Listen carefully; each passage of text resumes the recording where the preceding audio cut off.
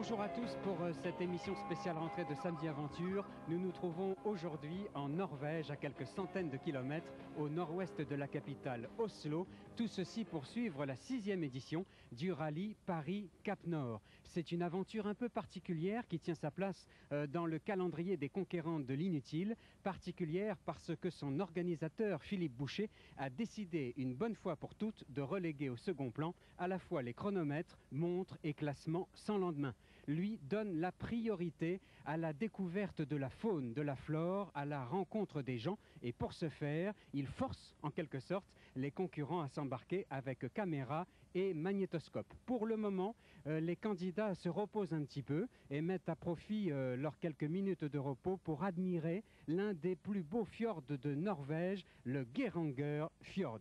Tout de suite, je vous propose maintenant notre grand documentaire. Il est absolument superbe. C'est le premier volet d'une série que nous allons vous diffuser jusqu'au 18 septembre et qui concerne une partie particulièrement chaude de la planète, le quart nord-est du continent africain. Nous allons regarder de près le Grand Rift. C'est cette faille longue de 6500 km qui s'étend du Mozambique jusqu'aux confins de la Syrie, qui est une formidable photo d'identité sur l'espèce humaine. Vous allez avoir énormément d'informations sur l'origine de l'homme. On a retrouvé dans ces régions à la fois des outils paléontologiques et des peintures rupestres qui vont vous faire comprendre que nous ne sommes plus très jeunes. Tout de suite, le premier volet qui s'intitule « On a marché dans la vallée ». Tout à l'heure, nous rencontrons Philippe Boucher et les concurrents du Paris-Cap Nord.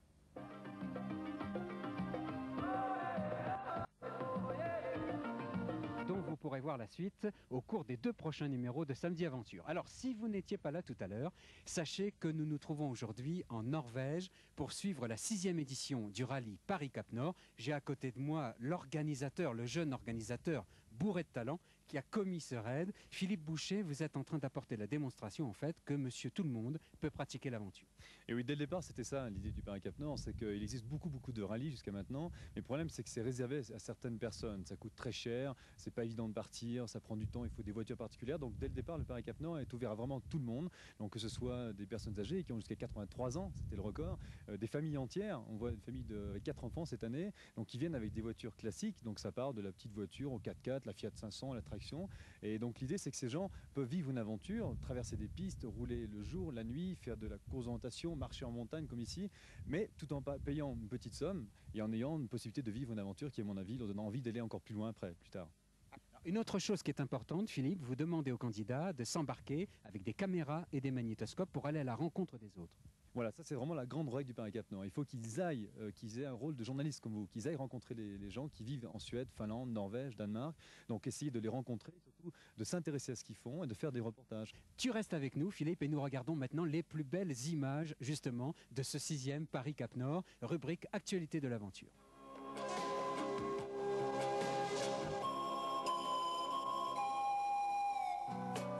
Nous étions jeunes et larges d'épaule, on dit joyeux, insolent et drôle. On attendait que la mort nous frôle. On the road again,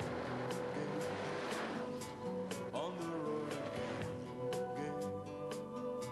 12 000 km de Paris au Cap Nord, en traversant la Scandinavie, l'aventure n'avait rien d'une balade. Les 180 participants, âgés de 3 à 76 ans, ont tout connu. Les pistes du rallye des 1000 lacs en Finlande, les incidents mécaniques en Norvège, les pannes et les retards, le soleil de minuit et bien sûr, la pluie nordique. Mais avant toute chose, ils ont goûté aux joies répétées de la vie de groupe. Découverte des autres, entraide, solidarité, l'essentiel était de participer seul ou en famille. Alors on est avec nos 4 enfants, dont le dernier juste là et il a 3 ans. Et c'est vrai que 3 ans et demi, excusez-moi.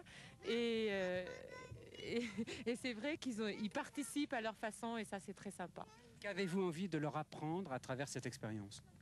Alors il y a plusieurs choses. D'abord on a traversé beaucoup de pays, on a visité pas mal d'endroits, des mines aussi, et ça c'est vraiment, je pense pour eux culturellement très important. Ils ont compris ce que c'était que le cercle polaire, ils ont vu le Cap Nord, et puis aussi le partage avec les autres équipages. L'aînée Caroline en profite pour beaucoup parler anglais, ce qui est certainement une très très bonne chose, et puis l'esprit de groupe. Rafting, ski, course d'orientation, escalade en montagne, VTT, le raid Paris-Cap Nord est une aventure polyvalente, donc différente des autres.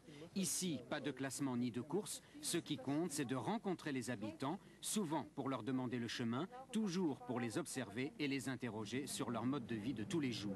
Le seul objectif étant de rapporter des reportages photos ou vidéos qui seront primés au retour. Pendant un mois, les concurrents se sont frottés à cette aventure en demi-teinte, celle qui laisse la place belle aux élans du cœur et au hasard de la piste. Un mois de vie intense et de passion, un mois de fatigue et d'ivresse, un mois de jours longs et de nuits très courtes, assez facile, au pays du soleil de minuit.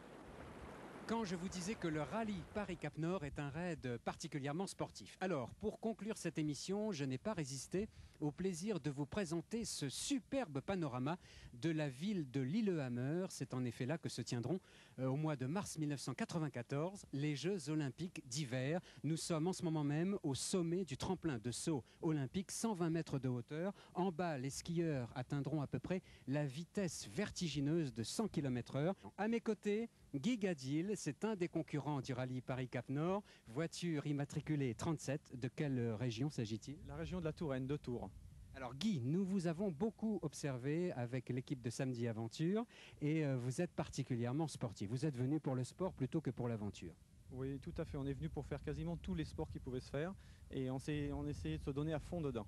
Nous, on a fait passer le sport en priorité par rapport à la photo. On a fait premier en VTT, premier en CO, et en raft, c'était de la promenade. Mais sinon, concernant le Galdhøpiggen, la montagne de Galdhøpiggen, 1569 mètres, c'était magnifique. On est arrivé les premiers en 3 heures. Et la descente s'est fait assez rapidement aussi. Merci d'avoir été avec nous en ce samedi de la rentrée et nous espérons vous retrouver bien évidemment au cours du week-end prochain pour la suite de nos aventures de Norvège. C'est magnifique ici, j'espère que cela vous donnera des idées. Je vous dis au revoir en vous laissant admirer ce superbe panorama de la ville de Lillehammer. À très bientôt, au revoir.